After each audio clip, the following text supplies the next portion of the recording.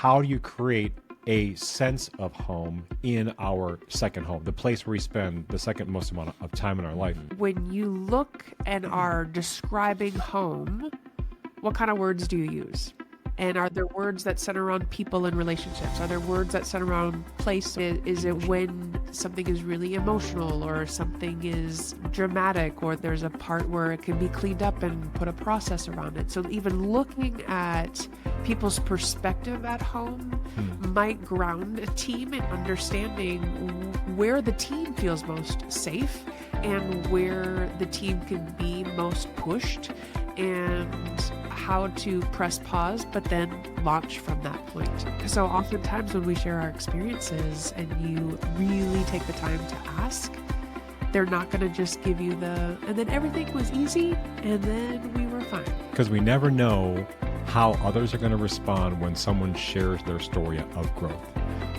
And that's the invitation. You are listening to the Leadership Vision Podcast, our show helping you build positive team culture. Our consulting firm has been doing this work for the past 25 years so that leaders are mentally engaged and emotionally healthy. To learn more about us, you can click the link in the show notes or visit us on the web at leadershipvisionconsulting.com. Hello, everyone. My name is Nathan Freeberg. Welcome back to the podcast. Today, we are continuing our conversation with Dr. Linda and Brian Schubring as we unfold the next chapter of their book, Unfolded, Lessons in Transformation from an Origami Crane. We are going to be talking about Chapter 5, the home chapter, where OC, the origami crane, returns to her community transformed, having experienced the freedom of flight. But her return, well, it stirs up some mixed reactions. There's admiration, there's doubt, there's even a little bit of resentment. And her transformation doesn't just change her, it changes the whole dynamic of the group, of her team, if you will. Now, this chapter is a powerful metaphor for what happens within teams and organizations when one member or one leader grows, when they evolve, when they rise to that next thing, when they take bold steps forward. It invites us to ask, how do we respond when change enters the proverbial room? Do we resist it? Do we allow it? Do we resist it? Or do we allow it to transform us too? This is the Leadership Vision Podcast. Enjoy. Dr. Linda and Brian, welcome back. Linda. You just call me Linda. It's just fine. Linda? How about just Doctor? Linda and Brian, welcome home.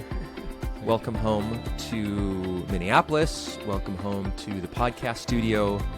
Welcome home to in your home and my home and every home. Like technically, I guess we're in other people's homes or on their commutes or their cars or whatever. We just recorded part 1 of chapter 5 on Unfolded, and it's all about home, as I said in the introduction, coming back to it. How do we want to start this? The first one was really focused on the individual. This one's focused on team and organizational culture. Brian, can you sort of frame this up for us, put it in a nice little box of some kind, and then maybe, we didn't do it last time, but maybe we'll follow this outline or just kind of see where the conversation goes. This chapter is one of the more challenging chapters for me to interpret and to apply to the team context, because unlike in your introduction, I don't interpret this chapter as a chapter that says, what does a team do when change enters? I think that for me, the conversation is further upstream than that. Okay. Because I read this chapter, and when I think about applying the themes of this chapter to a team, I think of two groups. One, the leader, and two, the team members. Because for me, the greatest challenge could be in this question: how do we create a home in the workforce's second home? Ooh, how do we create a home in the workforce's second home? Because when you think about, and, you hear these statistics that say we spend X amount of time at home and a certain fraction of that is sleeping, and you spend this overwhelming time at work if you have a full-time job. And, the numbers are embarrassingly, skewed to one another. So my challenge is this: how do you create a sense of home in our second home, the place where we spend the second most amount of time in our life? if we're working full time. That's my challenge. And when I think about the leaders who struggle to create this, I'm not saying we create a home where there's like needlepoint on the wall, or there's like, we're bringing home cooked meals. We don't have Not, needlepoint on our walls. I know, but there's just should. this sense. You should. They're cozy. No shit on They're me. really cozy. No shame here. The creation of home is, can leaders and can teams create a place where we feel a sense of safety and security, a sense of belonging and meaning, and a place where our life's purpose can be fulfilled? Can we create that type of home environment where we welcome people into that setting just as they are, and we learn to work with one another as we do with our biological families? That's where my mind is at with this chapter, which I think is a real heavy lift, because I feel that we have opportunities to create this sense of safety and security to a degree with the teams that we work on, with all the players that show up. What I would add to, okay, when you're working with teams and leaders, there's always language that can be misinterpreted, or we just have a different connotation. Right. So I think about words like home or words like family. And one of the things that I learned from working with millennials back in the day was like, don't use the word family at all, because we don't want to be a family. And most families we know are dysfunctional. And so I understand like the team aspect, and it's the healthy patterns of relating with each other. And so, a family can be a team, but a team doesn't necessarily have to be a family. Yeah. Okay. In this chapter, yes, we see a leader. I think the leader is OC. This chapter of home, this leader has, in all intents and purposes, gone first. It's an adage that we use at Leadership Vision. Leaders go first, not by way of being out in front and being the show off, but the one that is willing to go first, being vulnerable, going first, living the dream, going first, being willing to take the kind of risks that are necessary to get to the next place. Yeah. So OC has been in flight. She has, learned all these different things, met some new friends, saw a different vision, and now comes back home.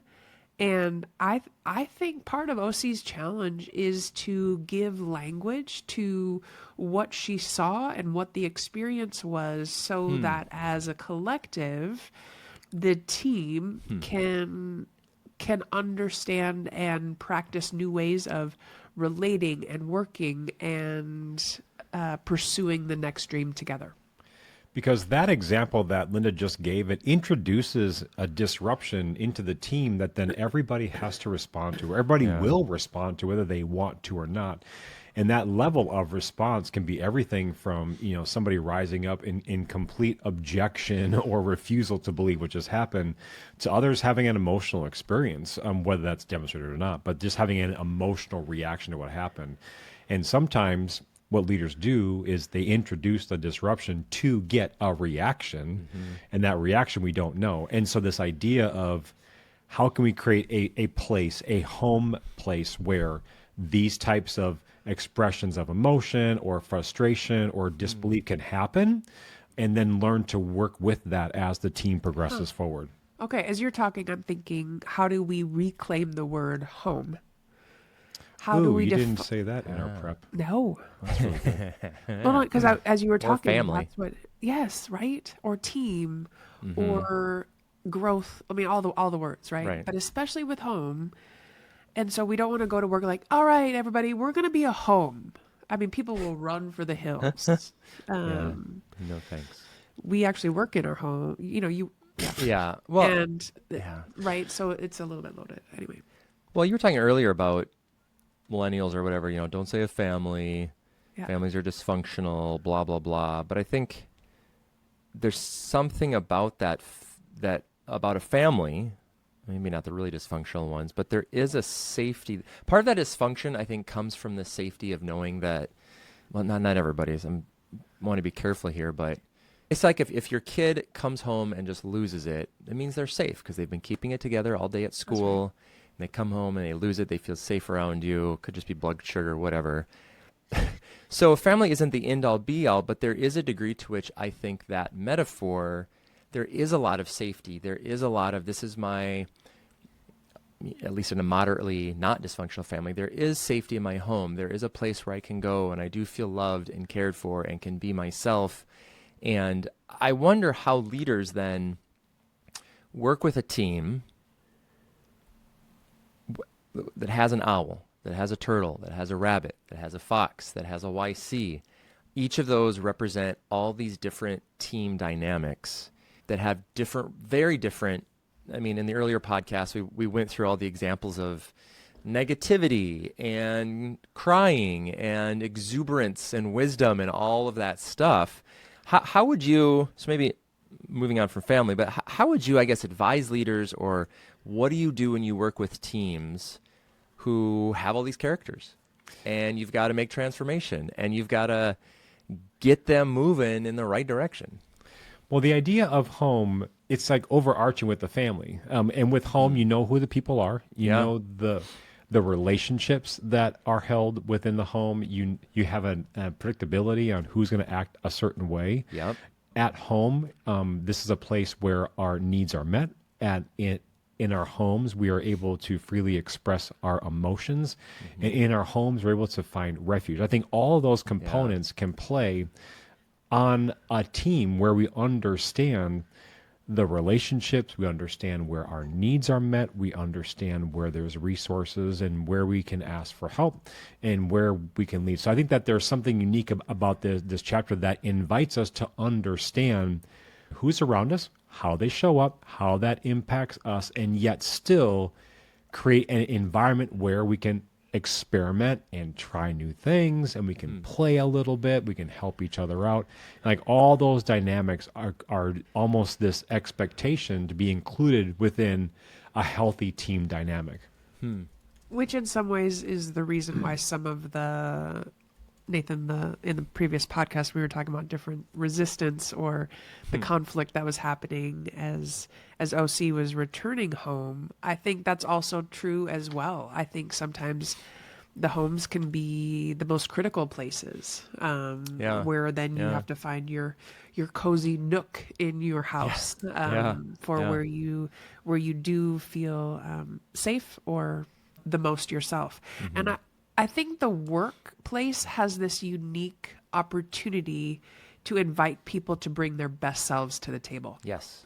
Where people with the right leadership are invited to step up, to face change together, to push back some of the fear, not just, let down all your defenses, but push things aside. You start to realize who you are. You realize that even your best self isn't, that there's even more. You can be a better best self in there. And because I think in a team, there is a sense that individual team members can, quote, feel like they're at home, or a team can feel like home, meaning there's recognition, there's expectations, we know what needs are met and what needs are not met.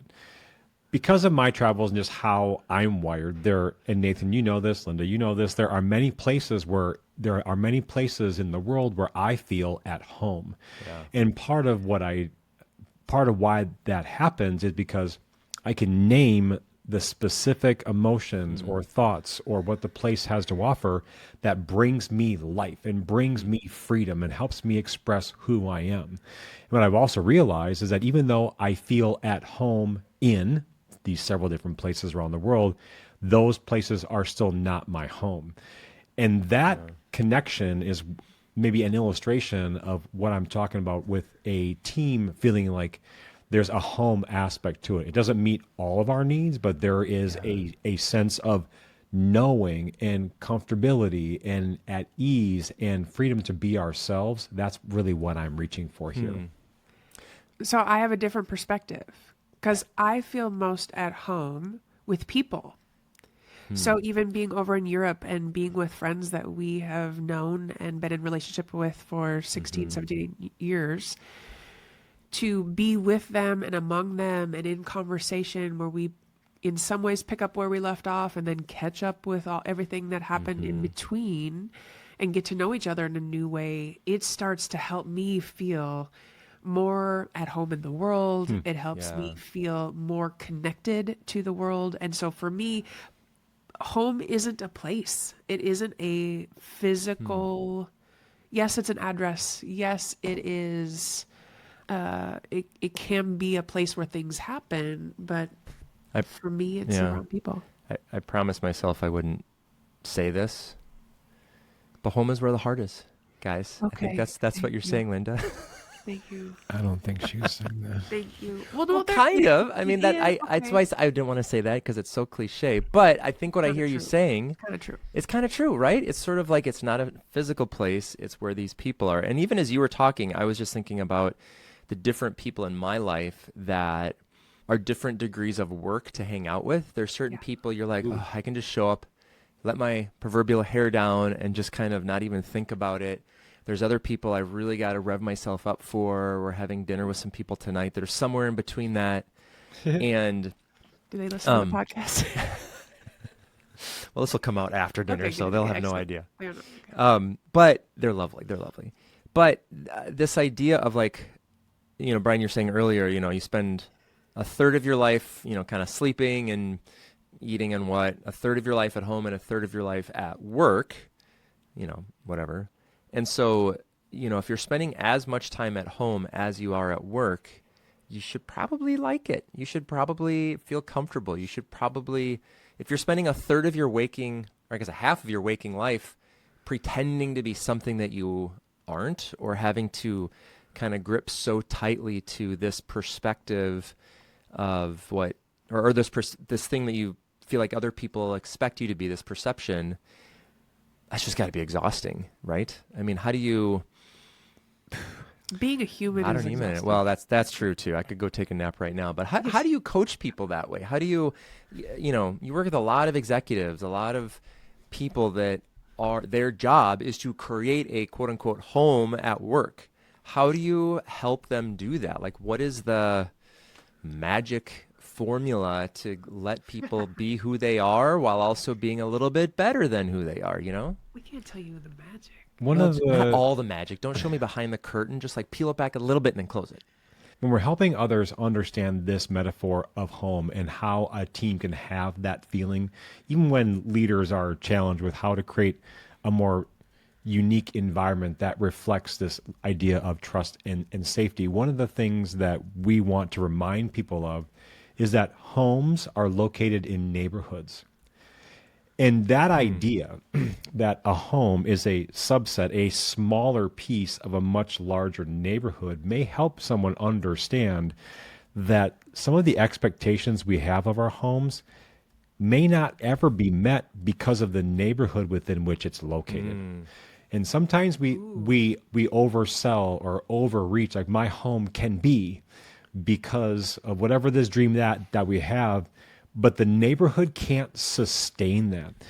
There's this reality of these vast food deserts in Minneapolis where the neighborhoods do not provide an opportunity for fresh food to be resourced, especially if you have mobility issues or you can't just get around easily.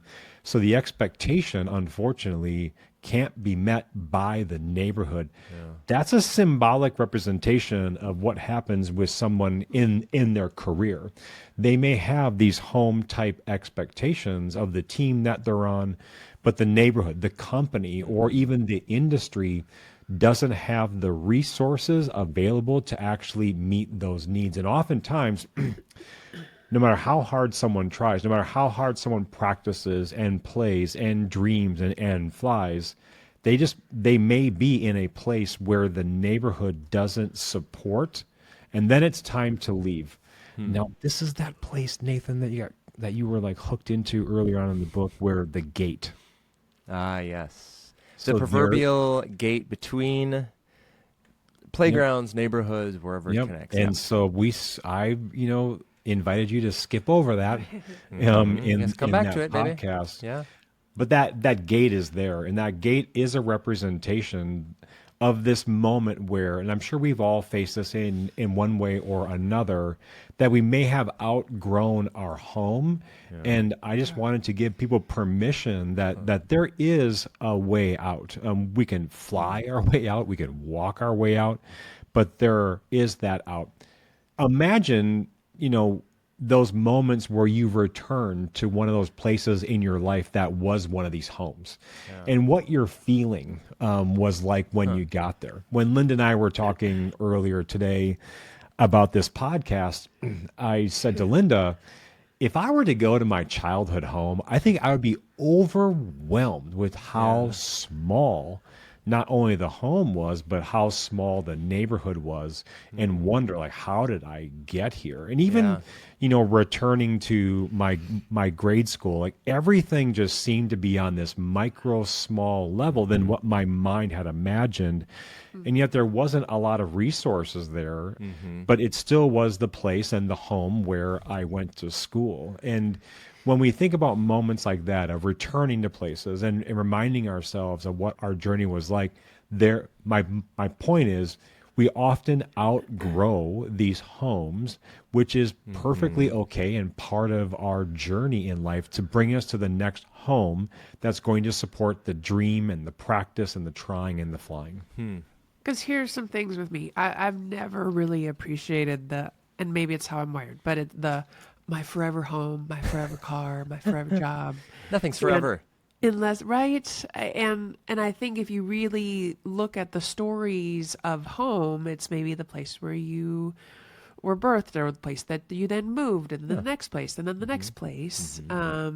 When people downsize, and then they decide they have so many grandkids they upsize again, or Right, totally. then they retire, then they have to move into a home. Like there's so many A home. Yeah, exactly. So there are so many opportunities, I think, to look at homes as a landing pad and a launching pad. Yeah. Homes as a place you come to, you refuel, or it helps you demark time on everything that has happened. That's why sometimes it's good to pause in those places where you can feel safety and security. And one of the things I also want to introduce is that when we think about leaders and teams, is, sometimes people believe that home is a place where we're still, and home is a place where we aren't, quote unquote, moving. And I think of myself, and I'm sure there are many others like this as well. I also feel at home in various types of movement. I feel at home on the water. I feel at home when I'm biking. I feel at home on a marathon course. You just know what to do when you're in these places. And each of those three homes is movement. I'm swimming, I'm paddleboarding, I'm biking, I'm running. And that motion feels like home, because in those moments of motion, I'm the most tapped into my internal map of just how I'm wired, and what I do to be free and to live is involve movement as much as home and being still and quiet. Yeah. Ooh, That's good. that is good. And it's I know. right? so the question I think that I would want to ask people to consider is, when you look and are describing home, what kind of words do you use? And are there words that center around people and relationships? Are there words that center around place, or, as Brian was mentioning, water, or in the air?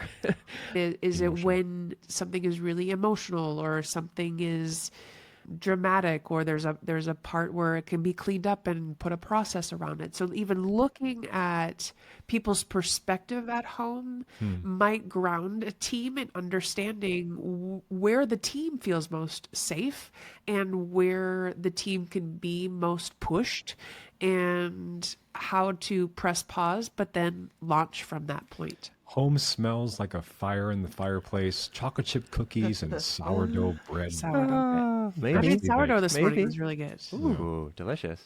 You know, it's funny we're talking about, you start talking about home and childhood homes and all this stuff. My, my home, my childhood home, was recently sold, and my brothers were sharing the real estate listing. And my family hasn't lived there. It's been 15 years. But the last people who, it looks totally different. But also, like if you click through all the real estate photos, it's like, oh yeah, we built that deck. Like I totally remember this part and this part. And so there's a degree to which I think home is a place, but also none of the people I care about have anything to do with or even in this town anymore. So this house means nothing to me. And as cliche, right? Like as cliche as that home is where the heart is statement is, it's like there's a lot of great memories. There's a lot of, like I look at it be like, oh, that would have been awesome if the kitchen was configured that way when we were growing up. But also I wouldn't go back and trade that. And so when we think about like a team, like you can always improve stuff, whatever that is. But how do you make it a place where you feel comfortable, where you feel at home in this house? I think I'm losing this metaphor here, and maybe you guys can help me with it. But it's just not necessarily, because we work with because we work with a Thank lot you. of leaders that are what I would call benevolent disruptors, and they're the people that go into a home organization and they start maybe literally tearing down knocking down walls, putting in a new office here and there, makeshift this, and so. Oh, so I like where you were going, Nathan, because yes, there's memories, and are those memories, do we assign positive or negative thoughts or feelings to them? So that could be interesting. And how do we lead people into a home is a place of growth? Home is a place where you can experience growth, a place to grow, nourish, to Yep. And so it's part of it, and and we're not maybe we're not designed to always be in those places, but to Are we moving? And sometimes, no, please don't move. And sometimes even, like I pulled up the listing here, like, and this is clearly staged, but it just looks so sterile and so, there's no pictures on the wall. There's nothing that says, no needlepoint. There's nothing that says this is a home. And I think we also have a tremendous as individuals, we have a responsibility to go into the teams and make that a home, to play ball, to, compromise when necessary, to be who you are, bring your full self there, but say, how am I going to contribute to this quote unquote work family in a way that values everyone and contributes and lifts people up and helps everyone else on their, flight dream, to bring it back to the book a little bit. So, and I think, sorry, go ahead. Home is a season. Home is a season. Yeah. You guys remember when we first bought our house in Minneapolis? Yes. And gutted it. Yep. I don't know how many times you guys were over when it was in the stage of fell through the floor in the kitchen. Yeah, totally. And when we moved, Brian, you don't believe what just happened. Oh, I gotta see this. I'm coming over. We could have a whole. It was wild. But I put so much into that home, that house. Like that's where, we Brian, that song you shared, the Phillips Home. Yep. We played that when we brought our son home from the hospital, and it was No like, way. yeah, like I had my speakers rigged up, and it was like, bawling. Every time I hear that song, I get a little choked up. You're welcome. But then when we moved and we have our new home, like, I don't care about that place anymore. Like that's like as much as I loved it and everything else, it's like now this is the home. And as every once in a while a house will pop up on the market. We're like, ooh, should we do ba-da-ba-da-ba-da? And it's like, meh. So I don't know where I was going with that. We still drive by our old house. Yeah, on Xerxes, yeah. Xerxes, yeah. I have a final request. I have a final reflection question. See, listeners, this is what it means to have a work family. Where you can trip over your words constantly. No one's going to say anything or they having will fun. know that you will appreciate. Or how many times That. it takes you to introduce the podcast. Sometimes I did it first shot today, guys. Or say your name. Okay. How about with say, Deb? My name is Mason Meberg. Face Our conversation has gone a little bit in a different direction, but if this reflection question is not applicable, I would ask you to add one. When someone on your team evolves, how can you create space for that growth to strengthen everyone? Say it one more time. Yeah. Yeah. When someone on your team evolves, transforms, flies, whatever you want to put there, how can you create space for that growth to strengthen everyone? Ask that person to recount the story. Ooh. Tell the narrative of the ups and downs. I like that because then, like YC, someone else can be like, "Oh, I like that. I want to do that too." Or You're I marking will the never growth. do that. Or I will never do that. No, thank you. Or I can learn the lesson, Yeah. right? Because so oftentimes when we share our experiences and you really take the time to ask, they're not going to just give you and then everything was easy and then we were fine. Because we never know how others are going to respond when someone shares their story of growth. And that's the invitation. I love it. Thank you for listening to the Leadership Vision Podcast, our show helping you build positive team family culture. To learn more about us, just team. To learn more about us, you can click the link in the show notes or visit us on the web at leadershipvisionconsulting.com. If you found value in this episode or any of our other resources, we would love it if you would follow us on the socials, subscribe wherever you listen to your podcast, and perhaps most importantly, share this with someone that you think could benefit from anything we've shared here or the messages in Unfolded, Lessons in Transformation from an Origami Crane, currently on sale at Amazon for, I think, $12.99. But you can buy this pretty much wherever good books are sold, not the bad ones. We would appreciate it if you would sign up for our email newsletter, which you can find in a bunch of spots on the website. My name is Nathan Freeberg. I'm Linda Schubring. And I'm Brian Schubring. And on behalf of our entire team, thanks Thanks for for listening.